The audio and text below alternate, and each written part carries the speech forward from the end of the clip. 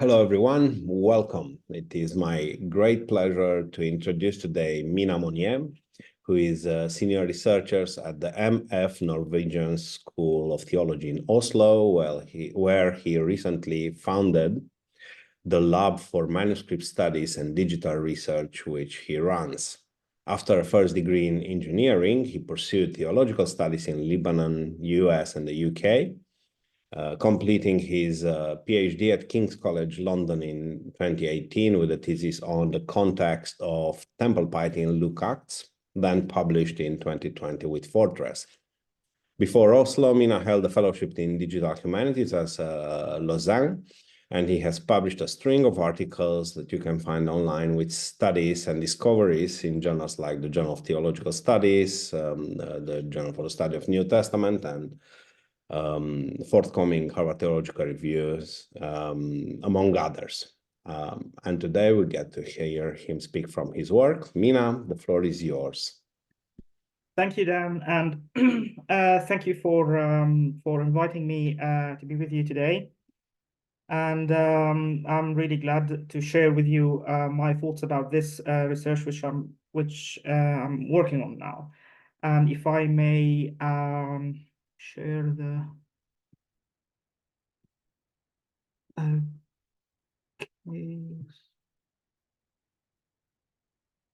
Is it okay? Can you see? Okay, excellent.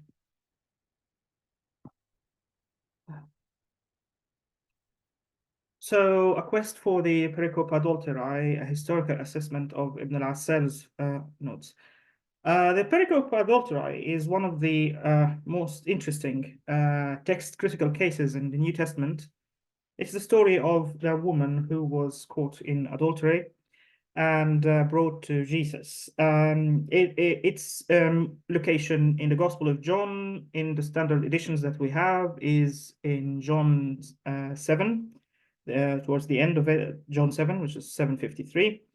And it has been subject to heated debates in New Testament textual criticism whether this pericope belonged to the Gospel of John or not.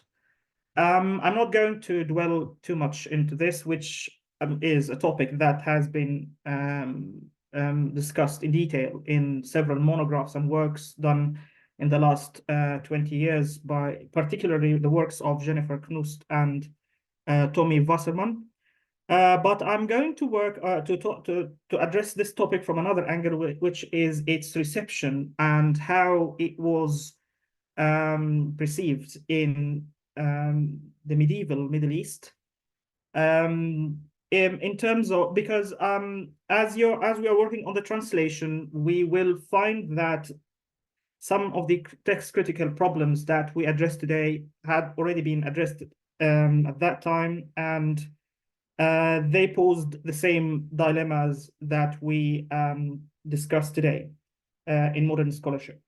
So amongst these cases, this paper will take you to the world of medieval Cairo and Damascus, at the very end of the Ayyubid beginnings of the Mamluk era, where Copts enjoyed a rare window of relative peace that enabled them to produce great works in the two languages they spoke at that time, Coptic and Arabic.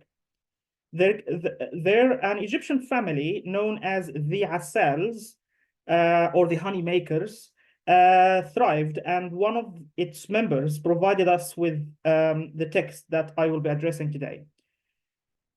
During the Coptic literary golden age, the 13th century family known as Awlad al-ʿAssāl, or the sons of ʿAssāl, sons of the honey maker, thrived and left us a library of influential texts.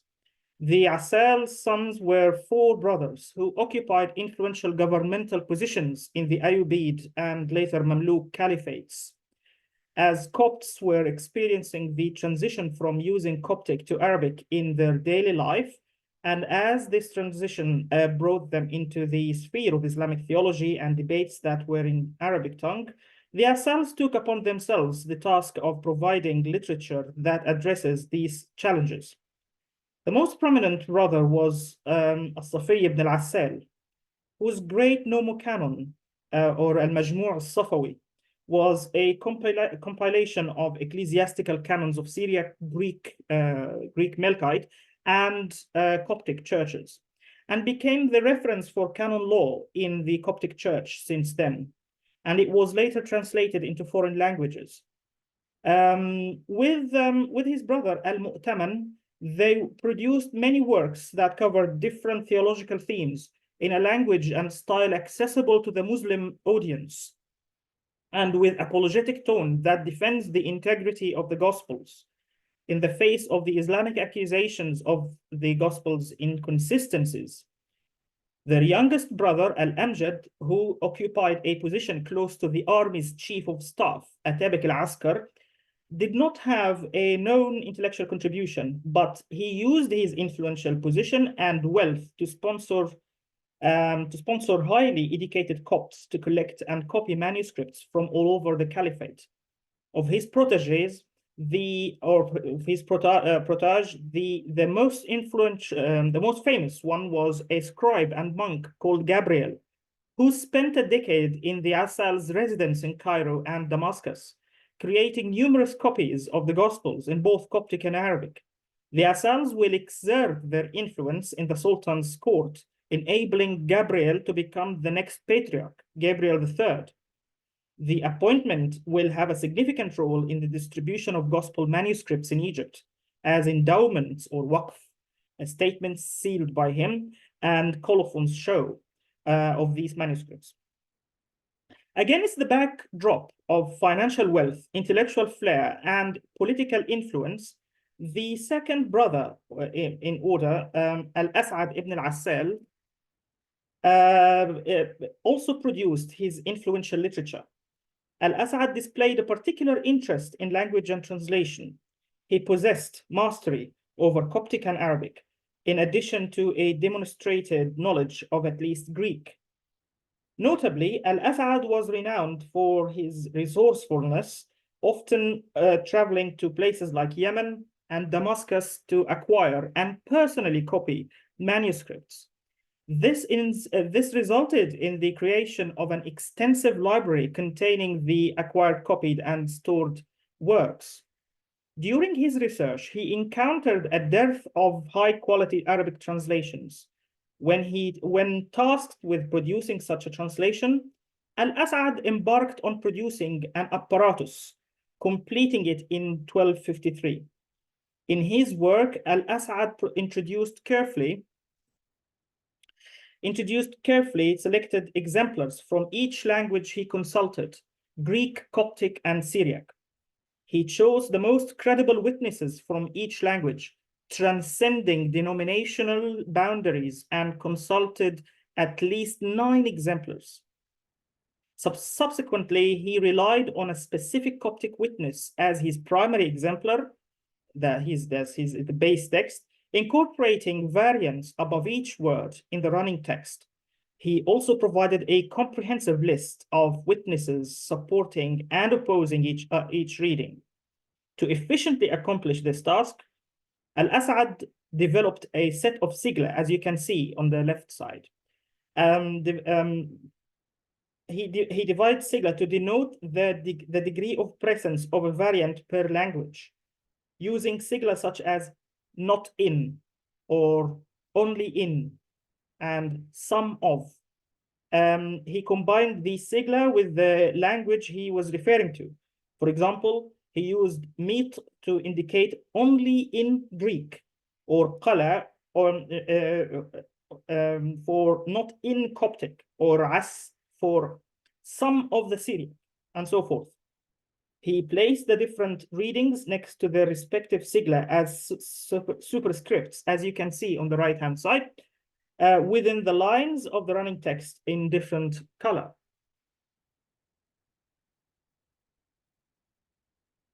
What Al-As'ad reported matches what we know about Coptic, and so basically, amongst these the pericopes, or the text critical problems that he faced, was the Pericope Adulterae.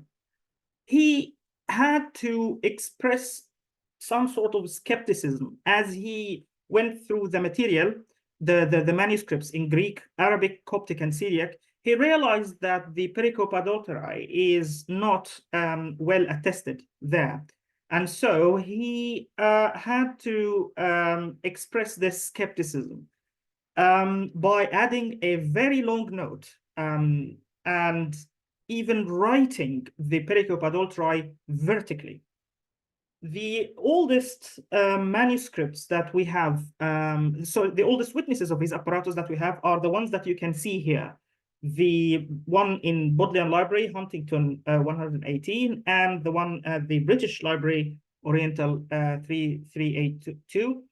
These were the oldest ones, and they show you here that the Pericope Adulterae was written vertically and with a very long note, as you can see, on the left and on the right in red.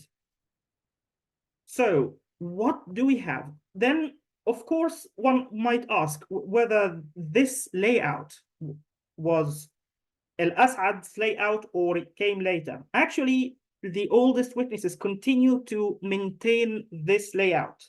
These then are the next three witnesses of the same apparatus. As you can see in the three witnesses, the Pericope Adulterae is written vertically and surrounded by the note in a different color. Of course, unfortunately, the images, the two images on the left are from microfilms, so you can't see a difference. But the one on the right, you can see that the note is in red. Later, as we moved forward, the Copts found that his notes were too thick, too heavy, and too scholarly, to put it this way, for public use. So they started to reduce these notes, and they wrote the Pericope Adulterae, as you can see here, horizontally as normal, but surrounded by the notes, as you can see in zigzag. That's the note. You know, that his skepticism about the Pericope Adulterae. And on the right side, from the 16th century onwards, we can see that it was just a single note saying this pericope or this section is not in Coptic, and that's it. So it started to disappear gradually from the 16th century. Now, what do we have in this note? The note says the Pericope Adulterae is not found in Coptic copies, but is found in many Arabic codices, although in some of them it is only written in lines differing from the lines of the text, and with a note over against it that it is not in Coptic copies. And then he says, and I have found it in a single Coptic codex. It is said that it was transferred from the Arabic codices to the Coptic language. So it was kind of a back translation. And then he says, nor is it in the Greek codex, which I have in two columns, Greek and Arabic, the translation of Ibn Tawfil. And it is not in the text of the other Arabic codex, the translation of the same person, but on a small sheet joined to it. And its scribe has noted in it as follows. This section is missing in the codex from which I have written, an excellent ancient codex. And I have transcribed this section from another one. And I found a marginal note in the translation from the Syriac as follows. This section is not in the Syriac or the Greek and is only found in the translation of the Coptic. So I have written it that it may not be lacking in the codex. It is also written on the margin in Syriac, in some Syriac Gospels, but not in others. And I found it also in a Gospel in a Syriac handwriting belonging to John, the Metropolitan of Damascus. It is in a delicate hand by another pen, that of the text, and there has been noted over against it as follows. This section is not in the Syriac, but Paul only interpreted it from the Kephaleia of the Alexandrians. And we mentioned this section to Abul Fadl, the Melkite priest in Cairo, and he is amongst the experts of Greek language. So he wrote it on a paper in Greek, and he brought it to us. And he said that I quote, or he quotes, I transcribed it from a copy that came from Constantinople.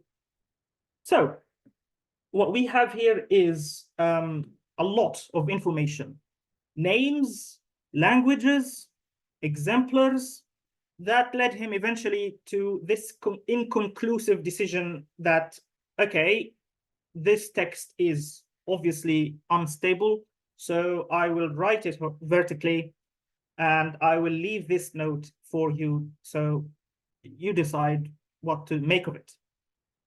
But what can we learn from all these names and dates and languages?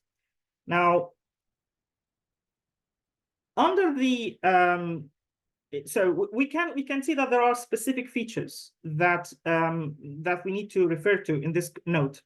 First of all, it's he divides the exemplars in the three main languages he accessed: Coptic, Greek, and Syriac, with Arabic as, you know, the translation of these languages. Second, his skepticism was expressed by the orientation of the text, as he found that the survey of witnesses is inconclusive. Third, his sources tell us where the Pericope Adulterae is attested, but not where it isn't. So the questions are, first, how reliable are his sources in terms of reflecting the Pericope Adulterae's precarious attestation in the Middle East at his time? Secondly, how wide was the pool of sources that he accessed? Now, what Al-Assad reported about, we start from Coptic. What Al-Assad reported matches what we know about Coptic and Copto-Arabic manuscripts, in fact. The Pericope Adulterae is not attested in the surviving copies of Syriac manuscripts. Further, the earliest Buhairic witnesses from the 12th century onwards preserve marginal notes that are similar to the ones Al-Assad copied in his note. In fact, the earliest Buhairic witnesses, which are bilingual, as we can see here, the British Library and the Vatican Copt 9.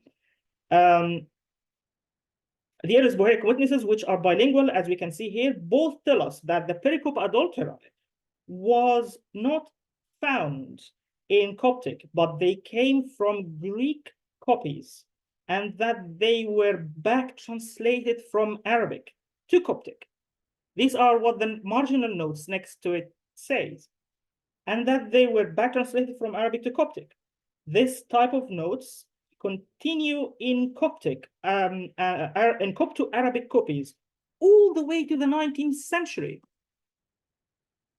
So the tradition was that as you're translating Coptic to Arabic, you stumble upon the fact that this section is not found in Coptic. So where should we get it from? This Coptic scribe goes to Greek and translates the Greek to Arabic, and then he back translates the Arabic into Coptic.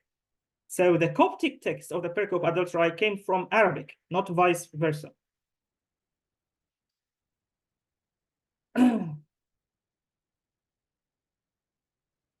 Then we move to Greek.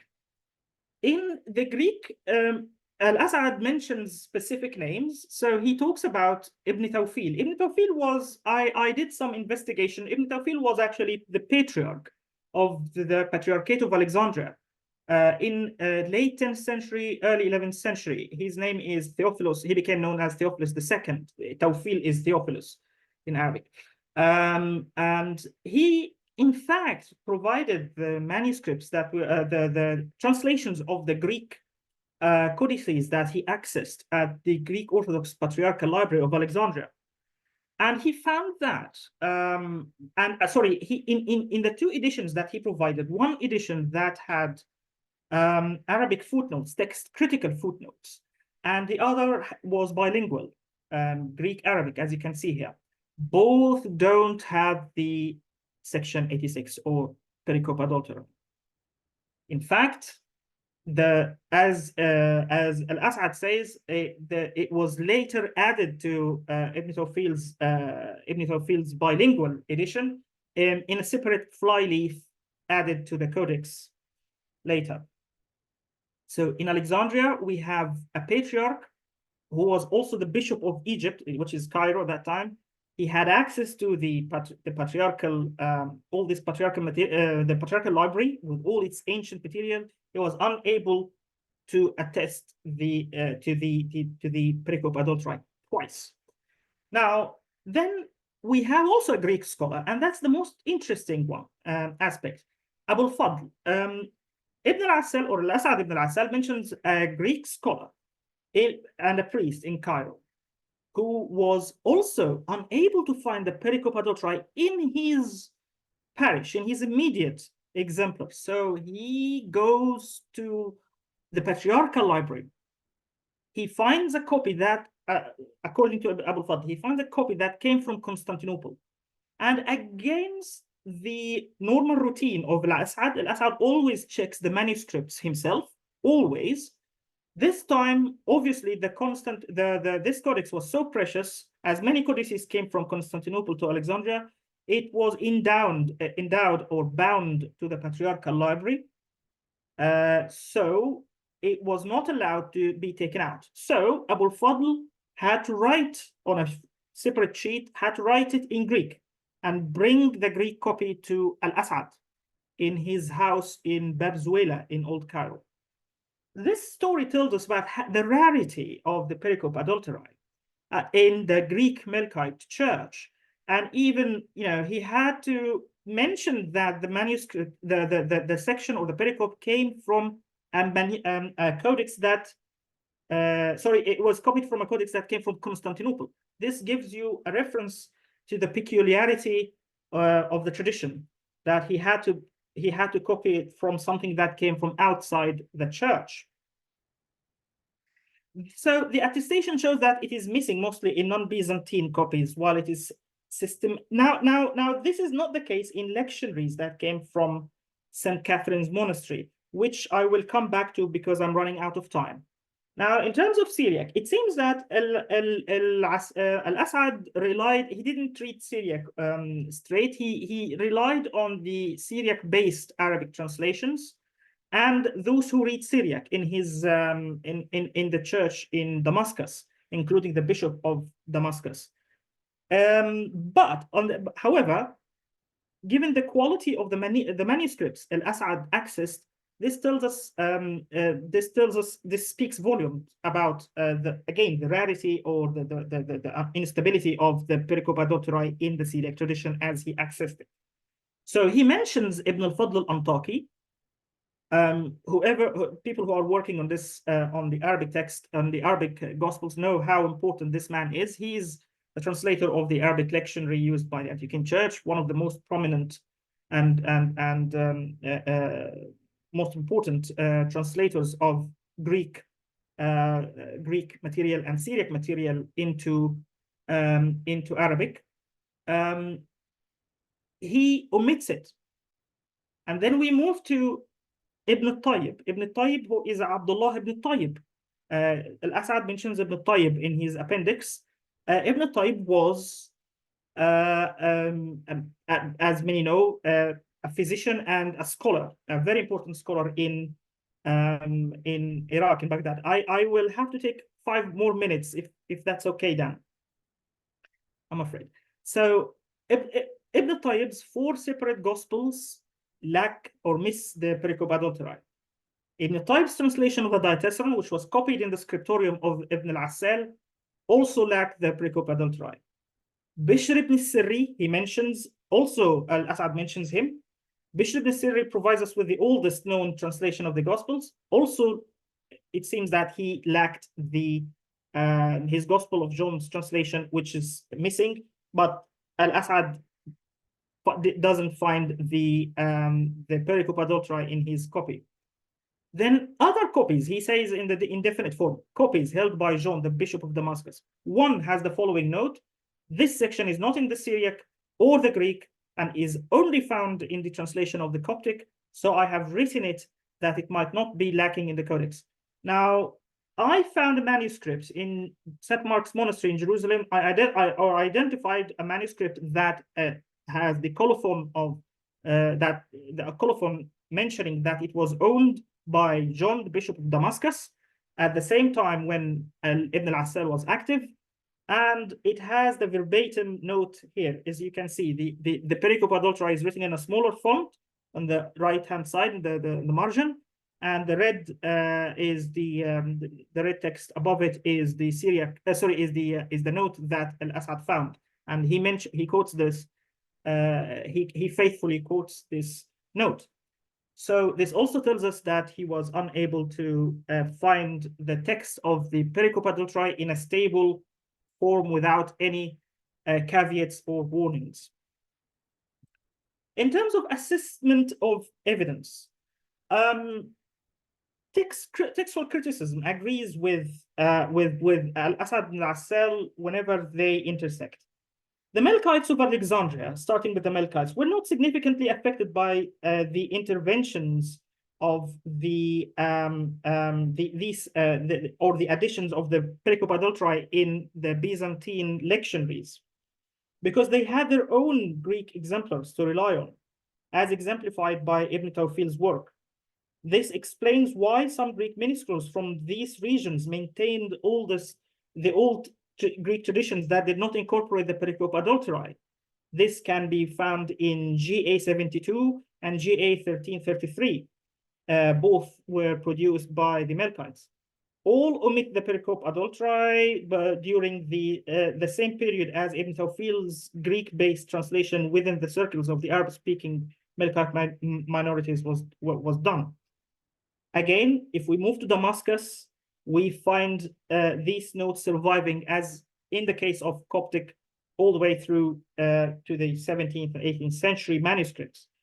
While the Pericope Adulterae comes from, as we find in the Syriac notes, we find it in the Coptic notes, the prime suspect behind the inclusion of the Pericope Adulterae in the Middle East milieu was the Arabic translation of the Byzantine lectionaries, which brought or introduced the Pericope Adulterae into the Coptic, the so-called Coptic Vulgate, and then into the Syriac via Coptic. So it was basically the other way around.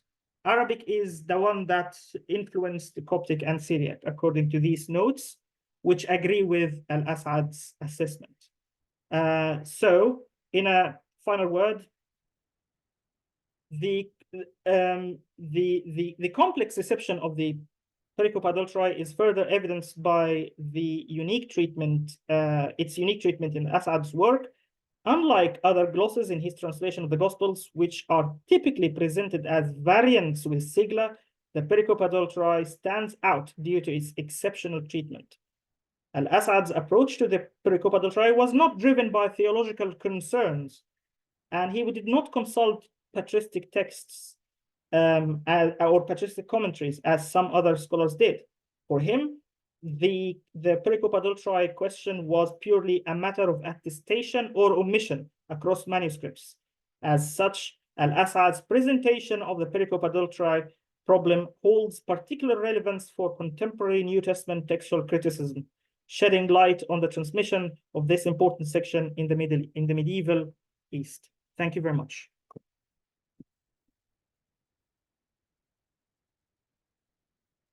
Thank you. Thank you very much, Mina, for taking us through this captivating quest. And it was really fascinating. The floor is now open for questions. If you have a question, you can write it in the chat or raise your hand. Maybe I can start us off with a question on the fact that the text was written vertically. So I was wondering whether you can tell us more on how uncommon that is, or if it's that common both in Al-Asad work or more generally in Arabic manuscript, what comes written vertically? Is it a common way of underlying something suspicious or like something to be aware of? I saw vertical, and even what they call upside down comments written sometimes disapprovingly about not just the authenticity of the text, or in disagreement with a comment or a commentary or something like that.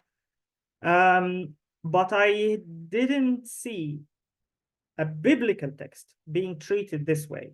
I mean, you can see paratext written in different orientations, but I was unable to see a similar case, and this further sheds more light on the struggle that Al-Assad had to face in terms of making a decision on this section.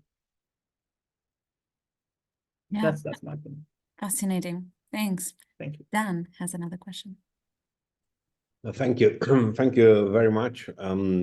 Well, this is fascinating stuff. I like the notion that, because I've seen it in other situations where you get a compiler, an ancient compiler who goes by accumulation and brings everything in. How does that parallel what's happening with other New Testament episodes that are weird like this one? What's going on in the same way with the ending of Mark, the longer endings, or many of the other endings? Is there a parallel with that situation in what you're looking at? Okay, are you asking about Al-Assad in particular or other Coptic? First of all, your author, Yeah. Brother, I'm happy with brother things. In case of the Al-Assad's apparatus, yes, you're right. The question of the ending of Mark is also equally important. But it seems to me that it was fairly a stable text for Al-Assad. What happened is that from the 12th century, so that's like a century before Al-Assad, I noticed that the Arabic text, the Arabic translation of the long ending received 2 extra Eusebian or Ammonian sections, and it was fairly stable. So, for example, if you look at Greek manuscripts, you can see that the Eusebian canon of the long ending was improvised because Eusebius didn't cover it in his canon. So you can see that the number of Ammonian sections of Mark in Greek manuscripts fluctuates between 233 to 241, because of the segmentation of the long ending, the extra sections. But in the case of Coptic, surprisingly, it was fairly stable, 236, always. And it was for which is against the known instability of the long ending in the Sa'idic traditions. So I found that curious about how it is unquestionable to them. So Al-Assad didn't express any difficulties or problems whatsoever with the long ending. For them, it seems to me that for him it was a closed case. Just outside Al-Assad, there was there are a couple of cases that we discussed during the Mark 16 project, which is when the shorter ending appears to be written vertically in the margin, and that brings us back to your point, Georgia. The shorter ending is written vertically in one of the manuscripts that I refer to today, which is the one in the British Library, Oriental Manuscript 1350. But otherwise, that's it, really. Yeah, thanks indeed, fascinating. I see there is a comment in the chat from Albert. I don't know if Albert, you want to expand on that. It's a reference to Tabarta Gospel Quotation of Afrat. Yeah. I have the book of Barda on Gospel Quotations of Afrat, and there he says Afrat didn't know the pericope. That's very interesting to know. Definitely not. Yes, thank you for signaling that. And I see that Peter Taras has the next question. Yeah, thanks. Thanks, Mina, for this fascinating talk and also for highlighting basically the importance of the Arabic Bible tradition for so many interesting questions. So my question relates to the system of sigla, which we also see in other Bible manuscripts that come from this period, and especially from this ʿAssāl circle. And it's, I mean, I'm always really fascinated by the sort of work that must have gone into this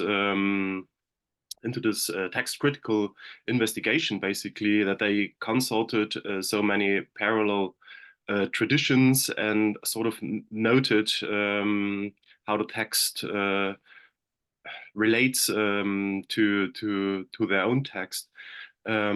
So one question is, did they come up with that themselves, or do we have any precursors or any sorts of models that they were basing themselves on when using these sorts of sigla?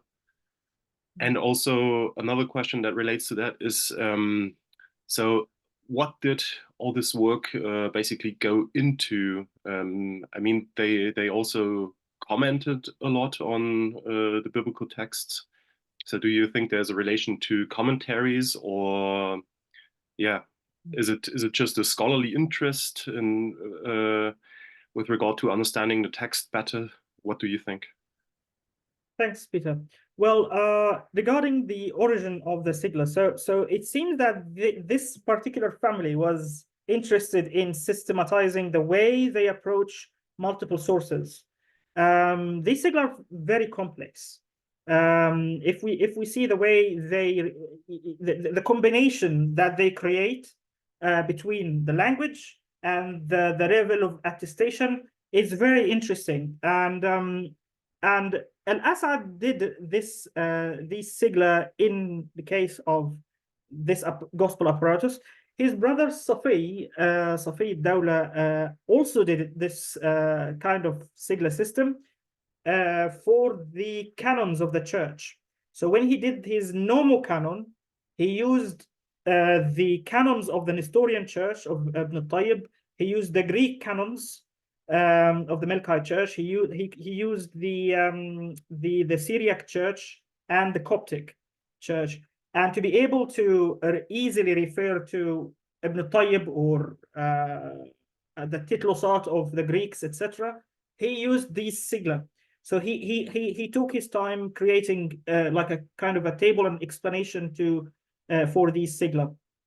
So it seems to me that they invented this system out of necessity to deal with this diverse sources. They do not mention whether they consulted earlier sources or they were inspired, but this could be possible. But I am unaware of that. As far as I can see, there is an elaboration, there is an explanation. They took their time explaining these sigla, whether in the apparatus or in the normal canon of his brother, and so forth. And interestingly, as I have been studying the diatessaron, Tatiana's diatessaron, I came to the conclusion that the Arabic copies of the diatessaron in Egypt were done most probably in ibn ʿAssāl's scriptorium, and they used the copies of the diatessaron used the sigla of ibn ʿAssāl and his introduction to the Gospels. So it seems that this kind of sigla became systematic. Now, in terms of application, why they do that? That's the second question that your second question, if I understand it. I think it was mainly for scholarly work. It was too sophisticated to be consulted the way it is in the church, and due to the fact that the text, the quality of the translation was so good and highly appreciated by Copts, it was copied widely. We have copies all the way to the 19th century, but without the paratexts. It was too much to copy, too complicated. We can see that they were simplified gradually, getting rid of, for example, the text, the Coptic references, or and then reducing or abbreviating the notes until now until we reached the point that we just had the text only, to simplify the use of that very complicated kind of an apparatus. Yeah, thanks. I wasn't aware of the fact that they also use it with respect to other text genres, basically, or other, other corpora. That's really interesting, because it sounds like they came up with a scholarly method to deal with texts. Basically, it's really fascinating. Yes, I'd like just to add point, because there was a problem. The Copts faced the problem, and Christians in general, but Copts in particular, as they came late to the use of Arabic language compared to the Melkites of Damascus or the Assyrians of Iraq. They had these diverse languages. They were used in the churches, and the churches they are in communion with, and they had to deal with the problem that Copts no longer spoke Coptic as their first language. So I need to speak Arabic, but at the same time, I need to access this vast number of multilingual traditions. And Al-Assad says that in his introduction to the apparatus. He says that Copts no longer speak Coptic, and it would be, he says that he was critical of those who were, who insisted, who were persistent on using Coptic, in biblical readings in the church. He says in his introduction, whom are you talking to? Copts no longer speak Coptic. So we needed a translation, and he defended that from 1 Corinthians and references to speaking of languages and things like that. So he had to solve this problem in a scholarly way, and that's what necessitated the use of sigla in such complex manner. Thank you. Yeah, thank you. And it is so fascinating to see on how many levels this text is opening our knowledge, both of the way they were approaching the text, on the tradition of the text. So really, really fascinating. Just a curiosity, can you tell us what the tradition of the note is, in the sense that you showed us that sometimes with time it got shorter and shorter? So which information is mostly kept? Is this stable? Do you see that with time only the Coptic side is mentioned, or what happens there? I think one of the notes that persisted through time was the reference to the Pericope Adulterae. Not that comprehensive note, not that version, but just this is not in Coptic, because they had to deal with bilingual copies, and in bilingual copies they noticed that the Pericope Adulterae is not there. So as I said, in some cases we have this kind of back translation from Greek to Arabic to Coptic, but in most of the copies that we have, we don't have the reference to the Pericope Adulterae at all in the Coptic text. So they had to write, this is not in Coptic. We have manuscripts all the way to the 19th century. They kept this tradition. There are some bits and pieces, like, for example, references to Greek tradition. They write Ferrumi in Greek. There is that variant. Some variants survived with time. Like, for example, the reference of Mark 16, 16, when Jesus says to them that, and if you drink the poison of death, you shall survive. Instead of drink, actually in Coptic traditions it is eat poison. So and it is in the liturgy, the Coptic liturgical readings. So they had to deal with this problem in such a variant. So it also, this reference kept persisting, saying in Coptic tradition it is eat, in Greek it is drink. So yeah. Thank you. Marion. Thank you, Mina. Thank you so much for sharing us the multilingual aspects of Ӓssāl's work. I was just curious if you find through the traces of the manuscripts that you studied any specific idea of, is there a language that they valued over others, or is there a main language that they are particularly interested in? Or is it rather your impression that it's purely practical? They consult everything they can find in any relevant language. I was just curious if you could say something about this. Thank you. That's a very good question, actually. I tend to think that they prioritized the Coptic language because they somehow had Al-As'ad had the oldest copies of the Gospels in Coptic. So for him, but on the other hand, as you go through the notes, you see that okay, there's kind of a balance.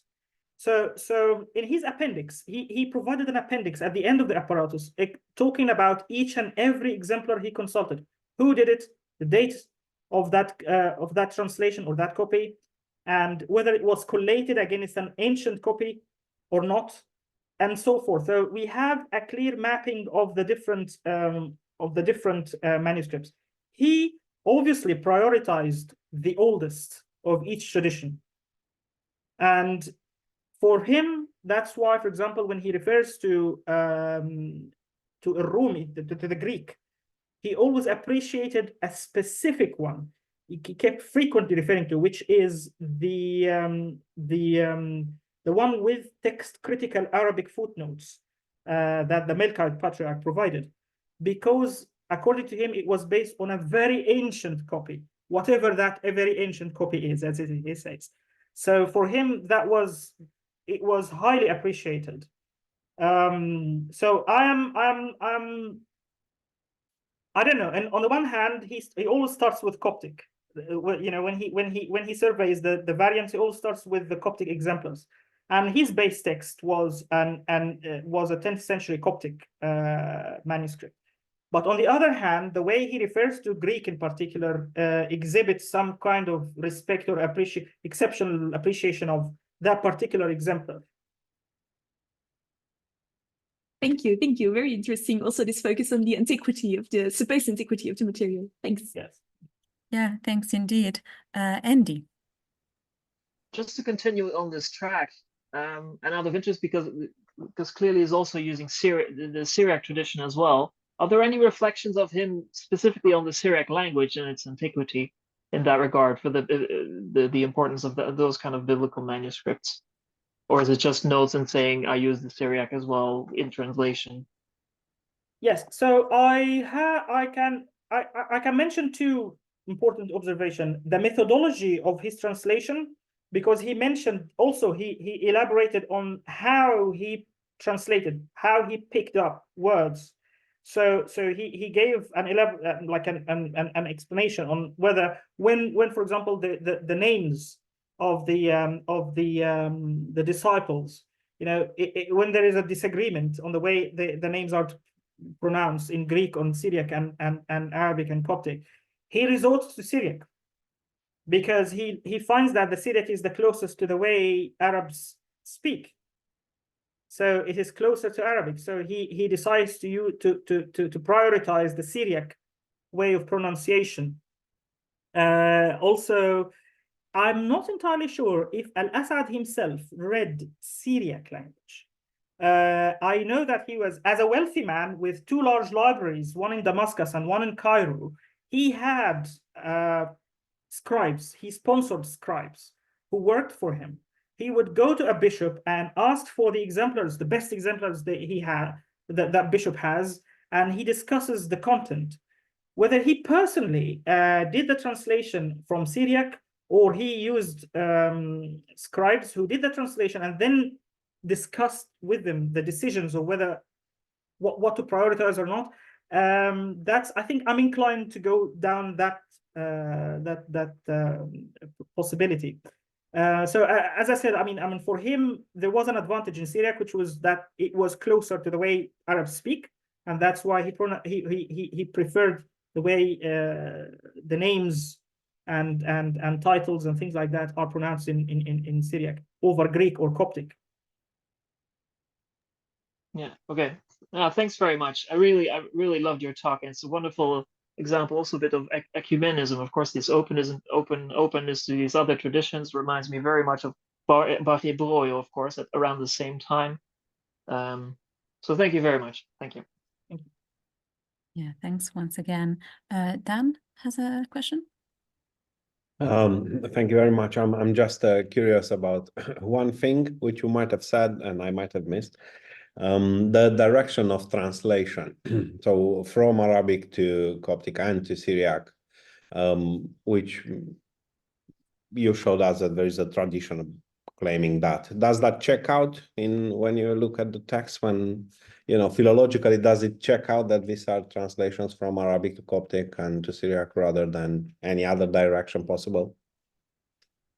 I compared the so for example, in the case of the back translation from Arabic to Coptic, on the level of variance, I noticed that the Coptic the part which is the Coptic edition, the back translated Coptic edition of the Pericope Adulterae agrees with the so-called Arabic Vulgate, and the Arabic Vulgate was based on Coptic, but it was revised against Greek. There is Hikmat Kashua, he wrote a big volume on analyzing the text of the Arabic Vulgate amongst other editions and translations. I noticed that yes, the Coptic edition agrees with the Arabic the edition of the Arabic Vulgate, which comes from Greek. So it seems to me that the notes that the different scribes saying this comes from Greek, and then at the end of the pericope, there is another note saying here ends the Coptic the Arabic text. So they leave two notes. The first note is at the beginning of the Pericope Adulterae in the Arabic side saying this comes from Greek, and at the end of the Coptic text there is another note saying here ends the Coptic النقل العربي Coptic sorry, Arabic translation. So it seems to me that on a I mean on a philological level, I tend to think that there is nothing against it. Yeah. Fair enough. Thank you very much. Very interesting again. Yeah, once again, thank you very, very much. If there are no further questions, I would like to thank once again our speaker for our excellent talk and everyone for joining, and see you next time. Thanks again. Thank you so much. Thank you. Thank you. Thank you everyone for joining. Very good to see everyone. See you next time. See you next time. See you next time. Thank you very much. Thank you. Enjoy your day. Bye. Yeah, but Fijne dag nog. That was too late. All right. see you, Grigory. See you, Hakan.